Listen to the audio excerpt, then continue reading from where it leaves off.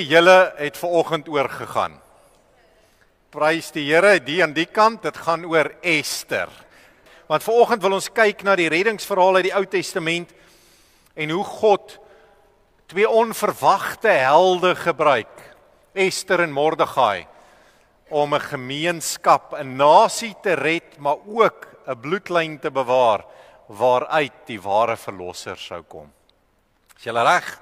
Die boek van Ester, ons sien, dit is daar in die Ou Testament, dis 10 hoofstukke, alhoewel dit kort hoofstukkies is. Hierdie kommentaar van 'n Bybelse kommentaar, wat iemand skryf oor die boek van Ester, hulle sê, the great paradox of Esther is that God is omnipotently present even where God is most conspicuously absent.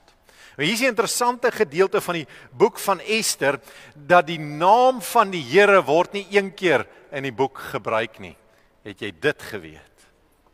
Nie een keer sien ons die naam van die Here in die boek nie, maar ons sien sy vingerafdrukke reg deur dit. En hier is jou eerste les vir oggend. God mag dalk stil of onsigbaar lyk, maar hy's nooit afwesig nie. Ek hoop jy hoor dit vir oggend, voordat jy afskakel en jou gedagtes laat hardloop. Jy sien hom dalk nie in die omstandighede nie rondom jou nie, maar God is nooit afwesig nie. Hy is altyd daar.